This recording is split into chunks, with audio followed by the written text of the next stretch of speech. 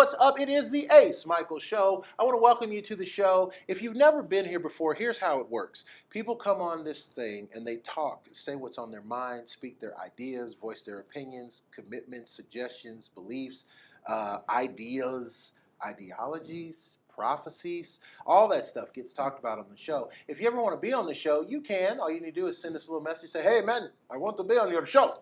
And then we'll get you on the show. And I like to say, if you got something on your chest, come be a guest.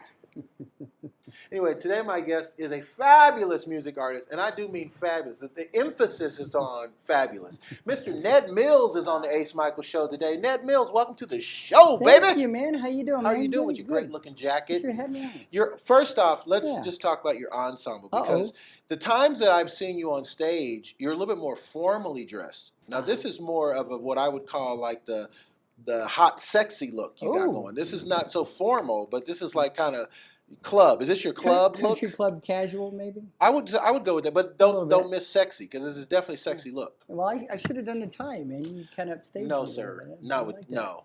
This right here is popping just the way it is. You don't need to do nothing to this. you You don't need a pocket square or nothing. Like you got this good. So guys, we're gonna do this the whole show. Just two guys complimenting each other's looks. You know what I'm saying? How much are you? $5, right? Here you go. Yeah, it's all good. So so let's get into the heart of it. So you do music. You've been doing music for a long time. I interviewed you before. Some people may not know that. So tell us a backstory. Yeah, I'm a piano picker. Yes. I was torn between piano and trumpet as a kid. I started when I was about 4 years old. My father was a frustrated musician, if you will. He didn't have a career in music, but he always wanted to. He was a great songwriter. And he was playing the piano one day, and I was like, Daddy, I want to play something. So he'd give me a couple here, play this ding, ding, ding, ding. That would go along with it. And I said, he's got a pretty good sense of rhythm and time. And so I kept right on, and I wrote my first song when I was 6 years old. And shortly after that, my parents put me in piano lessons. And then I might get the chronology a little off, but at near the same time, shortly after, my father had a trumpet that belonged to my grandfather. And he told me and my brother, if you guys learn how to play My Country 'Tis of Thee, I'll give you $1. You know? I don't want to play the trumpet. I wanted my $1. You know. Right. And so I learned it quickly and that was it. And I've always been torn between the two instruments. And I went through the band program on the trumpet. And when I got in high school, I was debating. As far as college, I was trying to decide between music, math, or engineering. And made the wrong decision and went to music. No, and then here you are. Exactly. Yeah. So that's the way it is. Yeah. So Ned, listen, I just started learning to play the piano myself, and I was curious. For years, I thought it was hard. I thought playing the piano is a really hard instrument. I'll never learn to play it. But now, like I said, I've been learning to play, and something about thinking about it differently has helped me really jump in, and I can actually see those chords. Like when I look at the keyboard, I can see the chords in my head. Is it a mental thing? Is it just mental? That's exactly what I was going to bring up, and you said it before I did. Do you play guitar? I don't recall if you do. A little bit. A guitar, something. I don't play much of guitar at all. Okay, I can play an E, so if I can learn 2 more chords, I'll be ready for Nashville, right? but on a guitar, you see a fret, you know, but on a piano, you have a menu of the theory and harmony in front of you. Versus like when you're playing the trumpet, you got 3 buttons, right? So a jazz trumpet player has to, the better players actually have some keyboard facility under their fingers, and they can, a lot of times they picture that theory or that keyboard in their head when they're playing their repertoire. So no, that is very true. You know, what helped me was I saw a YouTube video, and they were showing the chords to how to play Dance Monkey. And what they did was they lit up the chords as the chords were coming, and then they played the finger parts with lit up patterns. Right. Is that what you're thinking when you're playing? Like, I mean, are you saying, is that what you're doing? You're going, ding, ding, ding, ding, ding, ding. You know what I'm saying? Like that almost reminds me of that episode of Saturday Night Live where they asked Michael Jordan, you know, so when you take that ball and do you just throw it? Yeah, it's kind of funny. I'm at the point now where I don't even when I'm playing, I could be playing Gershwin's Rhapsody in Blue, and I'll be in the middle of it. Okay, let's see, tomorrow I got to go to the bank, and then I got to go cash a check. Wow. And then blah, blah. And it's like, to me, music, particularly like reading music, is like learning a foreign language. And that, if you think about it, our brain, there's so many things going on. Even as we're speaking right now, your body is telling you, how to regulate body temperature, your heart rate, all these stuff going on. When you're driving to the store, you don't go, okay, let's see, we're going to rotate steering wheel clockwise about 42 degrees. You just do it. You talk. And it's the same with music. At first, it can be very mechanical, and that's the difference between a beginner and a mature musician. It gets to a point where a seasoned musician will they don't have to think about the notes and what to play anymore. They can focus on, let's make this musical. Let's play soft here. Let's play loud. Let's have a little dance with the instrument.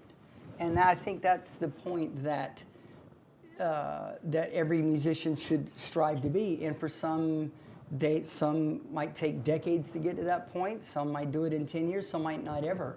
And I think that's why it's so different. Like how someone could go through medical school and become a doctor, but there's always your favorite doctor and then your lesser favorite doctor. It's the same with musicians.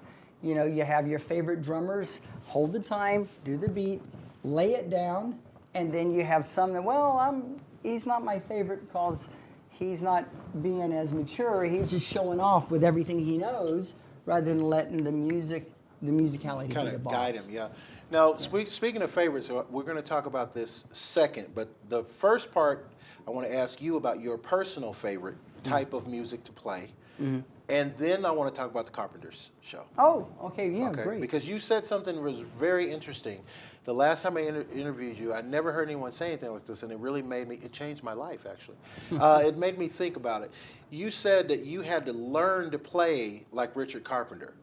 And I never thought about that before. I never thought that you would do, I'm a singer, so I guess if I sang a Tom Jones song, yeah, I do want to kind of do his same inflections, but I never really thought about how the musicians would have to learn to play like that. They would have to, yeah. It's not just hitting the notes. It's becoming, well, for one thing, I'm not just playing, we've only just begun. I'm doing it as what Richard Carpenter would have done. Right. So I'm performing in character, which is a whole different, if you think about it, think of like some of the greatest impersonators, like Rich Little, Frank Gorshin, even a real talented gentleman today that I work with, Mr. Bob Anderson. When they do characters, not only like when Bob is doing Tony Bennett, he does the expressions, his face, he becomes Tony.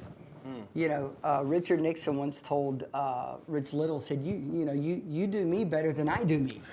And so becoming that character, that whole thing encapsulated into it is a challenge. I've done the role of Jerry Lee Lewis a couple of times, and there's a show called Killer Cash and King, and I have the wild hair and the whole, and it's not just beating the hell out of a piano till your fingers bleed, the showmanship on that, but it's also that whole, I have to go up on stage and strut up there and, I invented rock and roll, and that whole thing about it, so yeah, it's the whole package if you want to do it right. Wow. So I probably got time for one more question, but I'm going to try to make it into two questions. But the first one, I do want to ask you personally, what is your favorite type of music to play? Just for your own personal, is it jazz, is it gospel? Like something when you play for just your own fun and enjoyment, what do you default to? That's a good question because I play so much publicly. People have asked me, what do I listen to the most when I'm at home? I'm like, silence. right. Talk radio on the way home. I'm not one of those musicians where I love jazz. I'm not married to jazz. I would think not. That would be weird. I love funk, but I'm not married to it. My favorite song changes depending on what my mood is at that time. If I'm sitting in a quiet room with just me and a Steinway doing my stuff, I love pianistic ballads. I love the style of Bill Evans, George Shearing, or that old, my all-time favorite pianist was Oscar Peterson. and the Canadian pianist. And that old school stride and just that romantic type of stuff. I'm not the kind of guy there are many pianists I know, and a lot of them, friends of mine, who have the chops that I wish that I had. Really? I can pull that out. I mean, there's stuff that I can pull it out a little bit, but I'm not one of those 10 million. Wow. I can do a little bit, but then, then my gas mileage goes. But to me, it's about the music. It's about the melody, and I think that's probably why I fell in love with the music of the Carpenters as well. You listen to that, and Richard Carpenter, way before that. I guess we're getting into that subject, but he was very much an accomplished jazz pianist. Mm-hmm. But he knew when to put it away. You always let the music and the melody be the boss. Right on. And that's why I like playing that style, like slow, smooth jazz standards, misty, that sort of thing, So in my time, I've had one question. If you can think about this before you answer, what makes Ned Mills so successful at music? Like I consider you one of the best players I've ever heard, and especially in Las Vegas, that says a lot because there's so many musicians here. Oh, thank you. But you're a phenomenal musician. But what would you say is the thing that has made you successful? Is it your spirit? Is it Jesus? Is it luck? Is it you just happen to be in the right place at the right time? Yeah. What do you think has made you sustain all this success? It's a combination of several things. One was I was blessed with the greatest parents anybody could have. My mom was could sing like Judy Garland, and my dad loved big band music and that. My mom it's always understood in our family, the raw music talent comes from my mom's side of the family. My grandmother played piano watching silent movies around 1920. And so how they say there's right brain and left brain thinking. I forget which is it, guys, where one is like the artistic side and one was the intellectual side.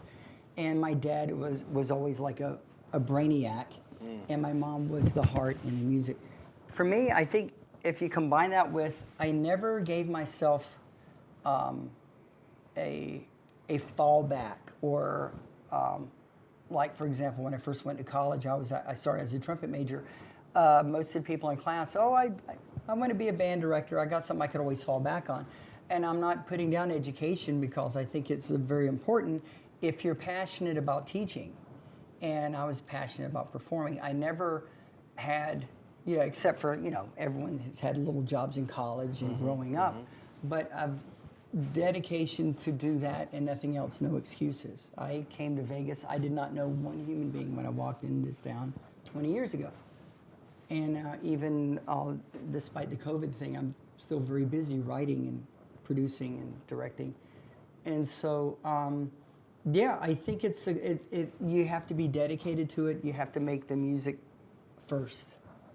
Even more than the money, in fact, if you make it about just the money, you're not going to be successful. You have to follow your heart on that and be true to yourself and be confident, I can do this, and just follow through and it'll happen. I agree. Hey, man, I can't close the show with a stronger message than that. Ned Mills on the Ace Micheals Show today. We learned two things from Ned today. Number one, he's not married to certain music types, probably because it's illegal. And aside from that, you have to follow your dream, and I agree. Hey, Ned Mills, thank you so much for being on the show. Thank you so much. I shake his hand very gingerly because he uses his hand. I don't know what he does. You know what I'm saying? Hey, man, it's Ace Micheals Show. You know what I said at the end of the show, baby? Live the life you love the life you live. Thank you.